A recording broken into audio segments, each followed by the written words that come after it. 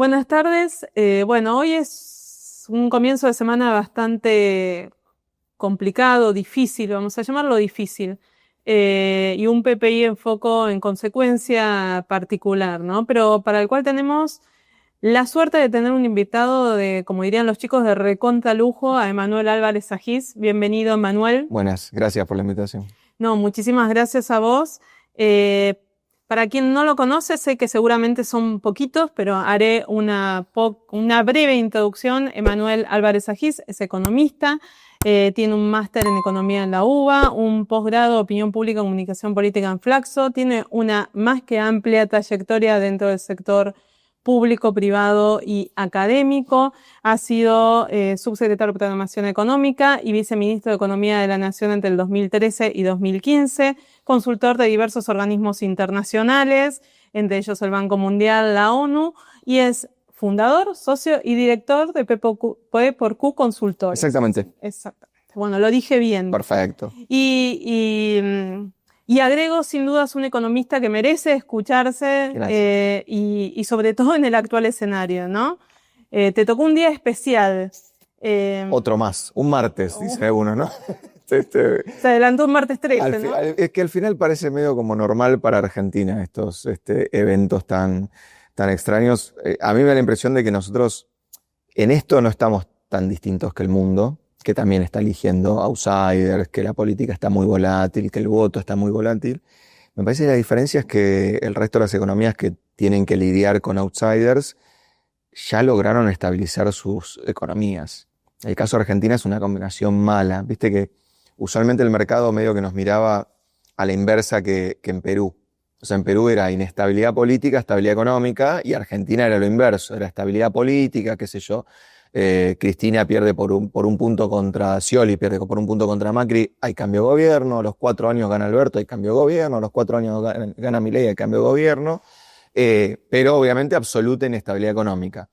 Creo que a partir de la irrupción de un outsider que obviamente termina con el bipartidismo argentino, ¿no? Desde la vuelta a la democracia, me parece que ahí Argentina se complicó mucho porque ahora combina inestabilidad política con inestabilidad económica. Y este resultado electoral no viene más que a confirmar y agravar esa situación. Y bueno, no puedo evitar preguntarte y empezar por ahí, ¿no? ¿Cuál es tu análisis del resultado de ayer, ¿no? Bueno, primero, a ver, no por hacer autobombo, porque me he equivocado muchas veces, pero en esta, yo realmente hace 3, 4 semanas que empezamos a ver como muchas señales de que podía haber una sorpresa negativa para el gobierno, particularmente porque Argentina ya acumulaba, digamos, una actividad económica que caía punta a punta vistas desde febrero, un salario real que tenía 3 meses consecutivos de retroceso. Después empezaron a aparecer algunos índices, sobre todo el de confianza y el de consumidor que hace la Universidad de Itela, que tenían caídas muy abruptas, incluso antes del escándalo por las supuestas coimas. Y a eso, cuando nos pusimos a analizar en detalle con el equipo político la configuración de esta elección, decíamos, bueno, acá, digamos, cuando uno hace el checklist, está todo preparado para que haya una sorpresa negativa para el gobierno. Y eso nos llevó a ser como muy precavidos en cómo llegar a esta elección. Ahora, el sábado en un cumpleaños, digamos, vino de por medio, alguien me dijo un pálpito. Y literalmente le dije, -8. Y porque estaba en un cumpleaños, y porque estábamos con un vino, y para, digamos, promover la charla, ni siquiera porque hubiese pensado eso. 14 de diferencia, me parece que es un montón. Y sobre todo es un montón en un escenario donde este era un outsider que, digamos, batallaba y le ganaba a la así denominada casta, porque justamente se apoyaba en sus buenos números de opinión pública, ¿no? Un poco la anomalía de Argentina era, el presidente tiene 50% de aprobación y hace el ajuste más grande de la historia de la humanidad, el presidente tiene 50 puntos de aprobación y ajusta el Garrahan, ajusta las universidades. Entonces eso hacía que el sistema político como que estuviera, ahora diríamos, agazapado, porque hace un mes el Congreso se despertó, y cuando uno, insisto, despeguémonos un poquito de Argentina, cuando uno mira la región a 10.000 pies de altura, outsider y conflicto con el Congreso es medio el caso base, digamos, en estas cosas nuevas que hay en la en la política.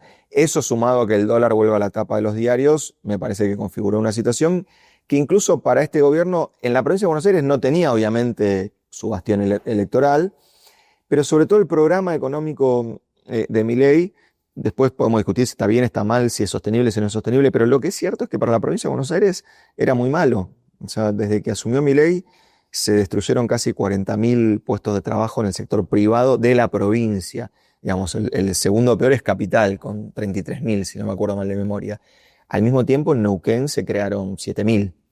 Entonces, cuando uno ve que el presidente como que plebiscita su gestión en la jurisdicción que menos le conviene, nosotros decíamos, bueno, o sabe algo que nosotros no, o está cometiendo un error. Y bueno, obviamente con el diario del lunes cometió un error. ¿Y este resultado crees que es una combinación entonces de la economía más un mal armado político? Porque muchos hablan solo de lo político y no de la economía. No, yo creo que económicamente, a ver, visto como analista, yo diría que el balance de la gestión de Milei dista de ser extremadamente negativo, pero porque uno como analista pondera la situación en la que Milei asume, las posibilidades reales, el entorno económico que Argentina enfrenta, etcétera.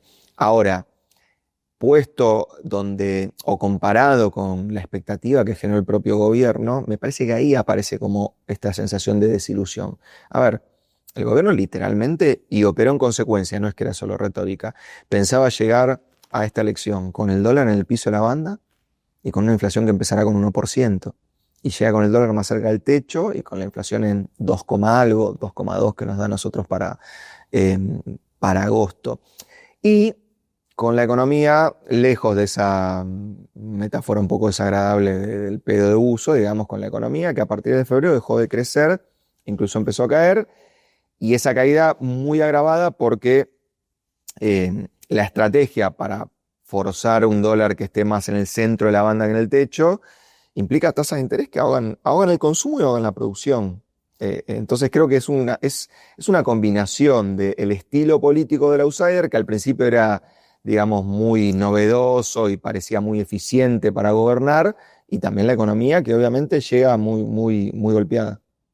Y ahí te llevo un poco, bueno, ayer a la noche, después de la derrota, hubo un tuit de Caputo, ¿no? Diciendo que no modificará ni el esquema fiscal, ni la política monetaria, ni la política cambiaria. ¿Cuál es tu visión en realidad? ¿Se necesitará realmente podrá mantenerlo o necesitará algún tipo de reajuste? Bueno, yo creo que hay un problema técnico para mantenerlo y si me preguntás mi visión, creo que es un error mantener este esquema de política monetaria, cambiaria y fiscal. El problema técnico es que usualmente uno en una Argentina que tenía control de cambios hubiese pensado que 14.000 millones de dólares para defender una paridad de 1.470 era, digamos, una cantidad suficiente.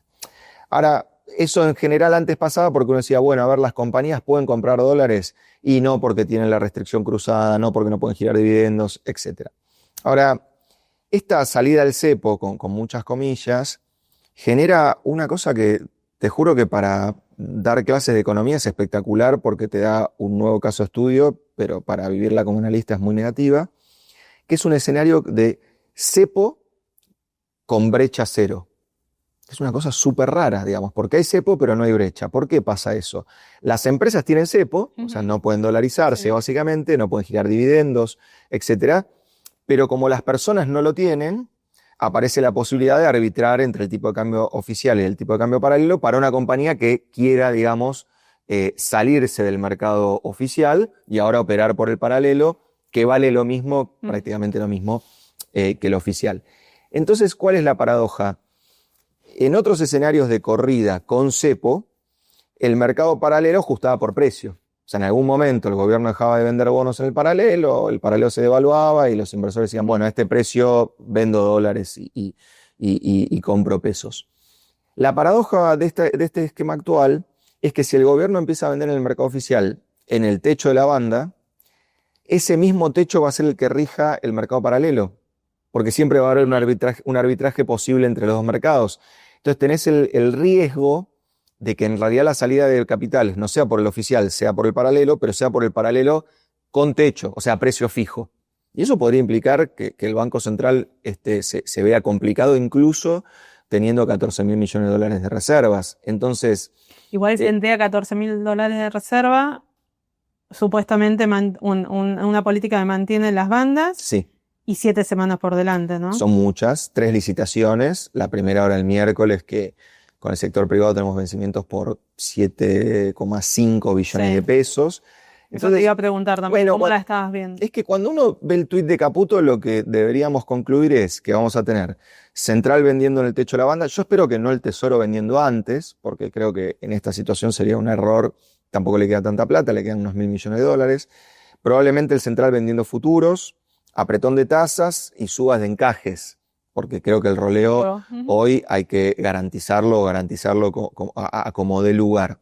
Entonces, desde el punto de vista técnico, yo diría al revés. Corre el techo, porque tuviste un evento negativo, que efectivamente el mercado así lo pricea.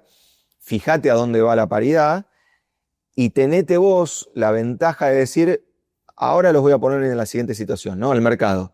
Tengo 14.000 millones de dólares para vender, no les voy a decir a qué precio. De manera que tal vez, si uno lo ve a 1.520, el mercado se asusta y se retrae. Yo creo que ya saber de antemano que el Central va a estar firme en 1.470, hoy paradójicamente es algo que le va en contra al Banco Central y no le juega a favor. Y con este diario quizás, ¿no? Vos hablabas recién muy bien técnicamente y bueno, y es con el diario del lunes, ¿no? Pero ¿crees que la eliminación de la LEF fue un error de cálculo del gobierno? O incluso la salida del cepo para personas físicas. Sí, yo creo, te iba a decir eso. Yo creo que el primer error es el de la salida del cepo para las personas físicas, que son intuiciones, obviamente, porque esto uno no tiene forma de corroborarlo. Pero yo creo que de una parte a esta fecha, digamos, yo te diría incluso desde el blanqueo a esta fecha, yo veo algo que me pone muy negativo, que es, veo menos pragmatismo y más contenido libertario, retórico en la política económica. Digo, está claro que cuando apareció el blanqueo, el Banco Central tenía la oportunidad de acumular un montón de dólares. Se optó por no hacerlo. Está claro que tuvimos una segunda oportunidad con el acuerdo con el fondo, en donde teníamos que acumular dólares y también optamos por no hacerlo. Y tras cartón, la eliminación de las LEFI, que solo tiene sentido en el ideario libertario, digamos, porque un gobierno de derecha, de izquierda, de centro derecha, de centro izquierda, ¿por qué no va a tener un mercado intradiario para que los bancos guarden la liquidez a unas tasas que, si me las decís hoy, me quiero morir, ¿no? La LEFI creo que paga 27, 28 puntos de tasa. Hoy el mercado arrancó en 70, después se reacomodó en 50 y pico de tasa. Entonces creo que hubo mucha ideología ahí en ese desarme de las LEFIs, pero incluso independientemente de esa decisión ideológica, me parece que el gobierno se había encontrado en una encrucijada que era muy clarita, que es que había un trade-off entre dólar y actividad. Digamos, la tasa de interés que te mantenía el dólar cerca del centro de la banda era una tasa que te frenaba la actividad. Te frenaba la actividad no solo por el encarecimiento del crédito a las compañías, sino sobre todo por la retracción en lo que refiere a las cuotas y el crédito al consumo. Entonces, ¿qué hizo el gobierno? En vez de bajar la tasa y permitir que el dólar se fuera más al techo de la banda, incluso lo superara, intentó hacer como un cambio normativo que llevara a los bancos a mover la liquidez del mercado intradiario al crédito. Y eso, francamente, de vuelta, salvo en un mundo libertario, en economía 1 de la facultad no iba a pasar. Era claro que lo que ibas a tener es una presión a la baja en las tasas que probablemente te iba a mover el tipo de cambio. Me sorprende la no corrección, te soy sincero, me sorprende la no corrección, porque en un momento cuando se desarmaron los pases pasivos, me parece que fue agosto del año pasado, tuvimos un evento similar, pero duró 3 días. Y rápidamente el Banco Central se puso en control y volvió a reeditar un manejo de liquidez intradiaria. Claro, en el manejo de liquidez intradiaria hay un gran problema, que es que el Banco Central determina la tasa. O sea, estamos en un mundo de tasa exógena, o sea, dinero endógeno. Y claramente para el ideario libertario, dinero endógeno es casi comunista, digamos. Es paradójico porque buena parte de los mejores pensadores de la economía austríaca trabajaban con un concepto de dinero endógeno. Pero bueno, no Hayek. Entonces se ve que el presidente ahí, cuando uno dice dinero endógeno, se le ponen los pelos de punta. Es una macana y yo no estoy viendo el pragmatismo necesario para remendar ese error. Y ahí, bueno, te llevo un poco por el tema justamente que hablamos recién de las tasas y del impacto que esto tiene en la economía, ¿no? O sea, ¿cuál crees vos que puede ser? Obviamente las tasas hoy estaban volando, vos lo dijiste Sí, recién, digamos, y más allá, digamos, la volatilidad ya viene hace varias semanas atrás sí, y sí. la economía está resentida, ¿no? Y, y, y tenemos las vistas puestas en octubre y la economía, si había una combinación de un resultado que fue producto por política y por economía, la realidad es que la economía, como recién hablamos, 7 semanas, 34 ruedas, Ujú. algo por el estilo, todo el mundo hace los cálculos hoy a cómo llega, ¿no? Cómo llegar a fines de octubre cuando va a ser la elección nacional. Entiendo con la expectativa de que ahí logre darlo vuelta, ¿no? Sí. ¿Qué pasa si no? Bueno, Digamos, con estos niveles de tasa, con esta, veremos si cambia o no hoy las bandas o la política económica cambiaria. ¿Qué pasa si no, no? bueno, yo creo que ahí también se instaló una hipótesis que para mí era un error, que era como separar las elecciones, ¿no? Bueno, tal vez le va mal en la elección de provincia de Buenos Aires, por sección, pero en octubre tiene un candidato a priori que es mejor que el candidato de la oposición y probablemente en la nacional le vaya bien. Y mi punto era, eso es cierto, salvo que la economía te junte los dos resultados. O sea, salvo que vos tengas un mal resultado como tuviste y entonces tus dificultades económicas te planteen la nacional como, digamos, en una dinámica económica peor que la actual. Lamentablemente, estamos en ese escenario. Entonces, a ver, voy al revés. La otra vez hacíamos una cuenta para ir bien atrás en la historia, súper sencilla.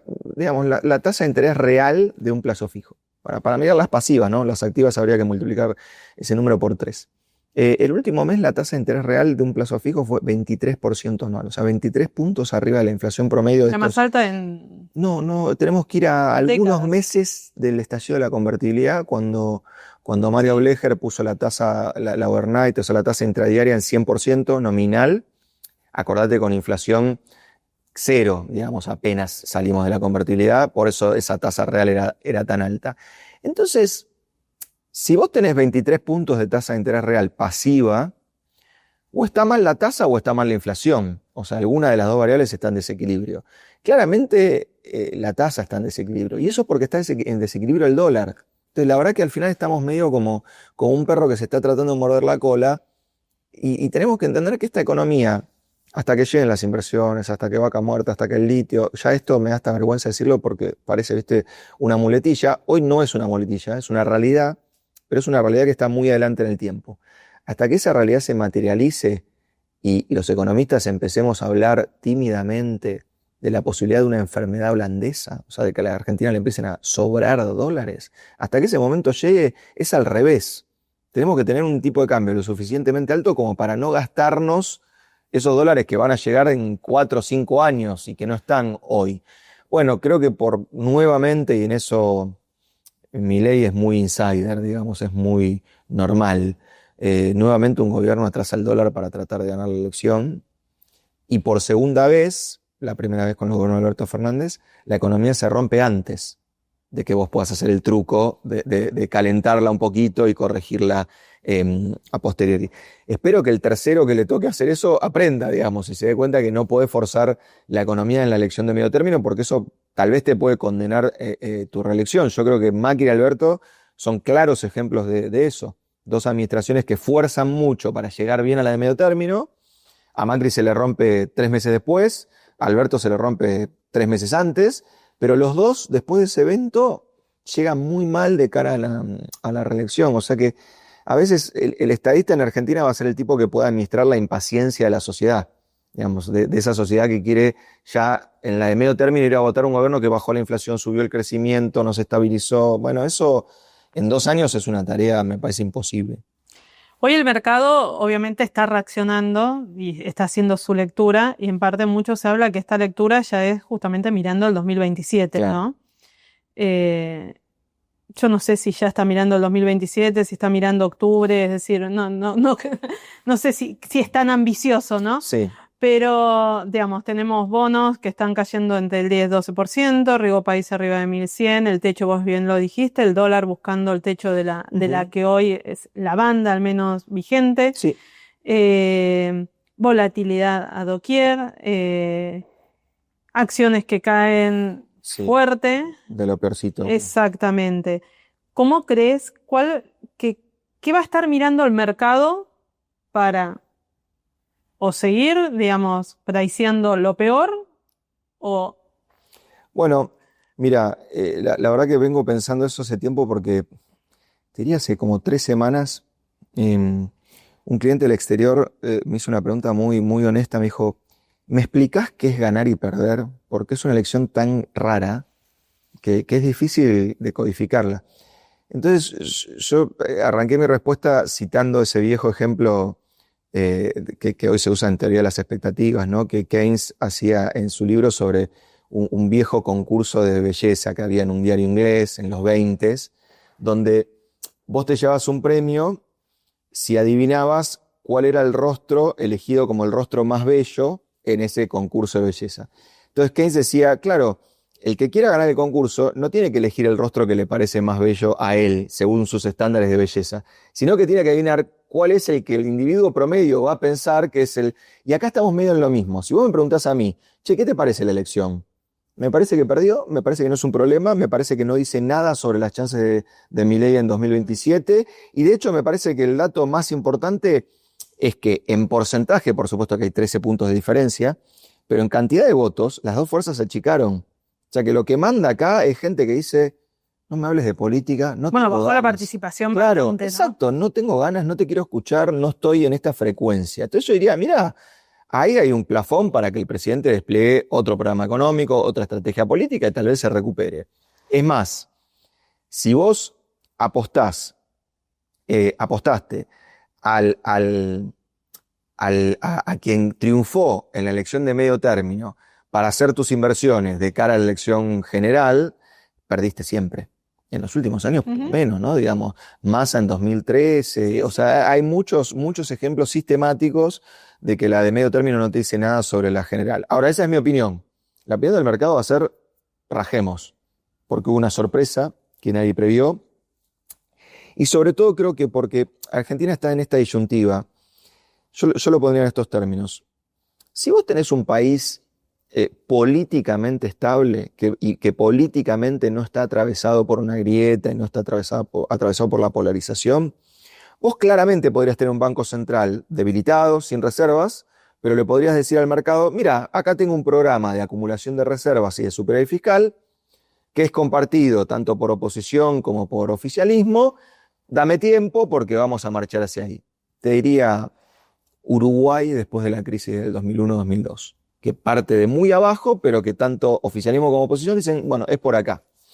Si vos no tenés eso y sos Argentina y sabés que el péndulo está entre gobiernos que abren la economía, gobiernos que la cierran, gobiernos que tienen déficit fiscal, gobiernos que tienen superávit, esa falta de acuerdo político la tenés que compensar con un banco central rebalsado de reservas. Probablemente como teníamos en el 2008. Que hoy no lo tenés igual. Claro, no es la situación. Pero digo, hoy tenés las dos malas. O sea, tu estrategia política es de polarización, si no gano yo se cae todo, pero tu estrategia económica, dado que apostás a la polarización, es pésima. Porque encima me llevas y me invitás a una fiesta donde el Banco Central está vacío. Entonces yo como tenedor de bonos, ¿qué expectativa tengo? Si no sé con qué me pagás, no. Si gana el peronismo, ¿con qué cobro el cuarto cupón del segundo año de mandato de un peronismo? Si no, no sé con qué me pagás julio del año que viene. Entonces, por eso cuando Caputo dice sigue todo igual, yo como tenedor de bonos y como consultor digo, entonces esta deuda vale menos. Porque este es un programa que polariza y no gana, políticamente hablando, y es un programa que como inversor que digo, bueno, me tapo los ojos de la política, decime cuántos dólares tenés para pagarme, son pocos. Entonces, se impone un giro. Por supuesto que el gobierno puede decir, mira, necesito llegar a octubre y después voy a girar. Ok. Yo creo que el mercado le puede dar ese changüí, le puede dar ¿Vos ese... decís que Sí, estira acá hasta octubre? yo creo que el gobierno hoy te está diciendo que se va a parar en la misma estrategia. Mi impresión es, tenés un riesgo de que en este esquema de control de cambios no te alcance. Entonces yo diría, hacé todo lo mismo y, por ejemplo, decí que las personas no podemos comprar dólares apalancados. Porque eso ya ni siquiera es cepo, eso es una medida medio de sentido común. Pero bueno, me parece que también... Volverías a poner algunas restricciones. Algunas restricciones, te digo, de las más laxas que hemos tenido en la historia, porque ni siquiera estoy diciendo poner un límite de 2 millones de dólares por persona como tenía Argentina cuando cualquier índice te marcaba como no hay control de cambios. Y sin embargo teníamos 2 millones de dólares límite por persona. Lo que digo es que alguien se esté apalancando en pesos para venderle dólares a una compañía que no puede acceder al mercado oficial y apenas se los vende, vuelve a agarrar los pesos y vuelve a comprar dólares para volver a vender a otra compañía y esté haciendo todo el tiempo ese molinete, no tiene ningún sentido, no mejora las condiciones de inversión en Argentina, no apalanca fondos del extranjero, no baja el riesgo país, no hace nada bueno. No hace nada bueno. Es pasarnos de liberales. Lo pondría en esos términos. Entonces, yo creo que el presidente tiene una oportunidad de reconfigurar post-octubre. Si baja algunas banderas libertarias entre ahora y octubre. Seguir igual, para mí, es apostar a un escenario de muy alto riesgo porque te puedes quedar corto. Y políticamente, recién hablamos, obviamente, esto tiene que ver con el ámbito económico cambiario, ¿no? Políticamente, ves que el discurso ayer pareció dejar... Bueno, sí, dejó una puerta abierta. Cierta autocrítica, sí, ¿no? Sí. Y a un cambio, digamos. Sí, a ver, para mí hay una duda bien concreta que es la siguiente. Y de nuevo, mirando a Boric en Chile o mirando a Macri en la primera mitad de su administración. Cuando vos políticamente estás en condiciones de debilidad, Macri lo estaba, pero infinitamente menos que Milei, porque tenía legisladores, gobernadores, intendentes, sindicalistas, era otro esquema. Pero incluso en esa condición de minoría parlamentaria, lo que hizo fue tejer un acuerdo con, digamos, la fuerza que se configuraba como más de centro, digamos. En ese momento creo que le decían el peronismo racional, o particularmente el articulador de ese acuerdo, tanto en el Congreso Nacional como en el provincial, era Sergio Massa. Bueno, hoy hay un conglomerado de gobernadores que en realidad para dialogar con vos están usando tu misma herramienta, te están dañando, o sea, te están votando leyes en contra. Yo creo que el presidente podría decir, bueno, ahí tengo un canal para, digamos, mostrar que mi ajuste tiene un poco más de apoyo político y apoyo en el Congreso. Riesgo. Esos gobernadores probablemente te van a pedir que tu superávit fiscal sea menor. O sea, te van a pedir, por ejemplo, que el dinero que vos hoy dejás atrapado, que en realidad tendría que girarse a fideicomisos para que las provincias hagan obra pública, bueno, te van a pedir que eso, que es medio punto el producto, más o menos, lo gires, por otro lado, dicho sea de paso, como corresponde según la ley. Entonces ahí creo que hay una paradoja porque el mercado puede ver positivamente una reconfiguración política del gobierno, pero si esa reconfiguración te cuesta en términos de superávit fiscal, obviamente te lo van a penalizar. Es un poco elegir entre Guatemala y Guatepeor. Yo creo que el gobierno debería priorizar darse estabilidad política, aunque eso le cueste un poco en términos de superávit fiscal, y no seguir en la idea de soy yo o el abismo, porque bueno, como dijo un viejo presidente argentino, estábamos al borde del abismo, hemos dado un paso adelante. O sea, me parece que la situación hoy es bien acuciante. Y ya 2 preguntas más Dale. te dejo, porque ya te usé más del tiempo que habíamos establecido, que habíamos comentado, y sé que es un día hoy especial, recontra especial, ¿no? ¿Qué le recomendarías hoy a un inversor? Bueno, digamos... ¿En el corto? Y te lo hago más difícil, porque en el corto no, perfecto. Y para el largo plazo, ¿no? Bueno, en el corto me hubiese gustado hablar la semana pasada, digamos, porque me parece que en el corto uno se puede autoconvencer de estos precios son oportunidad de compra. No estoy de acuerdo. Yo creo que hoy el riesgo político y económico es muy grande. La verdad que no es tan grande como otros eventos de Argentina, simplemente porque, por ejemplo, cuando Alberto Fernández dio esa sorpresa en las PASO y el Merval, en vez de caer 20% como caen hoy algunas acciones, cayó 50%, que es la segunda mayor caída en un día en la historia del mundo, para que uno se dé cuenta del problema. En ese momento teníamos en la curva de pesos unos 18.000 millones de dólares de no residentes. Entonces el riesgo de salida de capitales será enorme. Hoy en la curva de pesos no hay más que 3.000 millones de dólares. Entonces el tamaño del problema es mucho más chico. Eso es cierto. Entonces, en el corto me parece que las estrategias tienen que ser defensivas. Conservadoras. Sí, totalmente. En el mediano plazo, yo creo que... ¿Pero ahí aprovechas las tasas en pesos o...? No, me parece que estas Estás tasas en pesos no son ni siquiera para un inversor de alto riesgo. Digamos, estas tasas en pesos son un pleno a la ruleta. Me parece que en este punto no tiene sentido.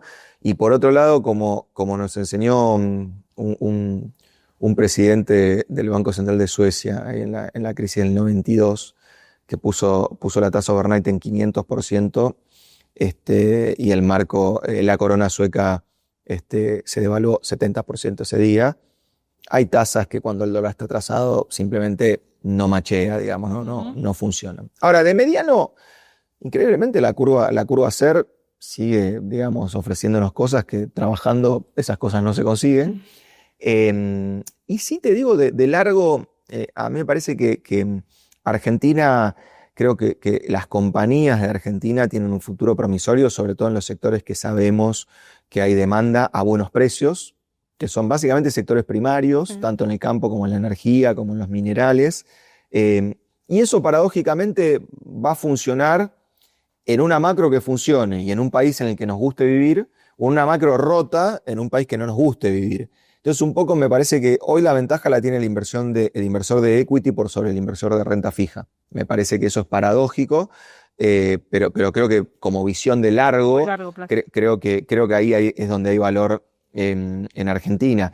El problema, de vuelta, por ahí para alguien que está tomando esta decisión en un piso 40 en Manhattan es relativamente sencillo. Para nosotros que nos toca, digamos, caminar por la calle y ver que cuando la renta fija está rota, el país está roto, y que cuando a Neuquén le va muy bien, eso es condición necesaria para que Argentina funcione, pero no suficiente para que le vaya bien al Gran Córdoba, al Gran Mendoza, al Gran Rosario, al Gran Santa Fe, o bueno, obviamente al conurbano bonaerense. Entonces creo que hay que encontrar una forma de combinar recursos naturales explotados a full para que el Banco Central se pueda sanear de verdad, con una macro ordenada que permita que el efecto derrame, que no existe, digamos, pero para usar esa metáfora, ocurra justamente porque esas condiciones permiten que el crecimiento de Argentina sea más balanceado que el que vimos con este último rebote. Así que de largo estoy optimista. El problema es sobrevivir a mañana, digamos, pero de largo estoy optimista. Y hay dos preguntas fáciles. Si lo tuvieras, fáciles, no, claramente fáciles no van a ser. A ver. Si tuvieras ahora a Milei sentado enfrente tuyo. Sí. ¿Qué le dirías? Que vaya a la casa, agarre la biblioteca, la prenda a fuego y se siente en la Casa Rosada libre de prejuicios con su equipo económico a pensar de verdad cómo se estabiliza esta economía, porque con ideología no se estabiliza. Y francamente, el experimento monetario al cual el presidente está sometiendo a la Argentina tiene solo dos antecedentes en la historia moderna económica. Volcker en la Reserva Federal a fines de los 70 y el primer año y medio de gestión de Margaret Thatcher en el Reino Unido.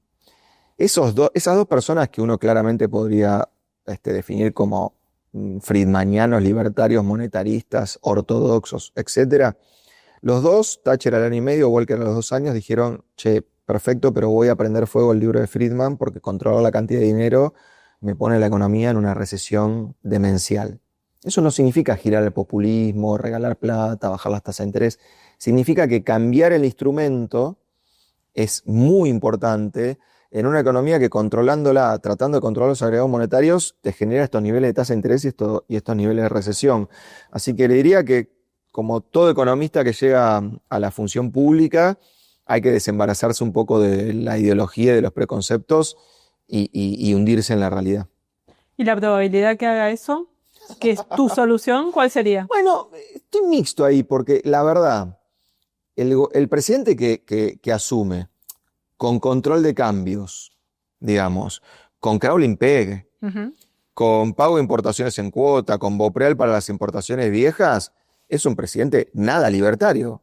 te diría, pragmático y heterodoxo, porque todo eso era, digamos, intervenir en el libre juego de la oferta y la demanda en muchos mercados. El presidente que estoy viendo desde octubre a la fecha es un presidente muy ideologizado en su accionar de política económica. Así que te diría que hoy la probabilidad es más bien baja, y sobre todo porque de mirar muchos países hace muchos años, digamos, y pensar la interacción entre política y economía, son muy raros los casos que un gobierno, cuando, digamos, se enfrenta a una pared, no gire para donde le marca la ideología. Y eso muchas veces es muy dañino. ¿A dónde voy? Este gobierno liberó el cepo por ideología. No hay ningún efecto positivo de un esquema de control de cambios para las compañías con brecha cero porque la gente puede comprar todos los dólares que quiere. Bueno, la pared está ahí adelante. ¿A dónde habría que girar? Muchas comillas. A izquierda. O sea, habría que restringir un poco el acceso al mercado por parte de las personas. Probablemente va a generar un poco de brecha y probablemente ese poco de brecha se va a traducir en mala inflación. Nada grave para los estándares argentinos, ¿no? Si hoy estuviéramos con 30 a 40% de brecha y la inflación en 2,5, 3, ¿Pero eso no crees que sepultaría sus expectativas 2027? yo lo que digo es que para 2027 se vota en octubre del 2027.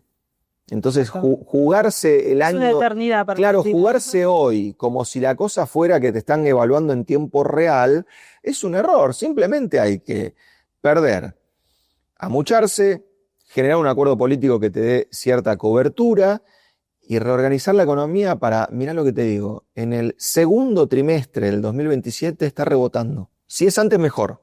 Pero incluso si vos podés decir, che, nos faltaba un bache, nos faltaba un ajuste, nos faltaba una corrección, la hicimos, demoró un poco más, pero ahora sí vamos por el buen camino. Bueno, ahí tiene una chance y después, nada, la sociedad elegirá.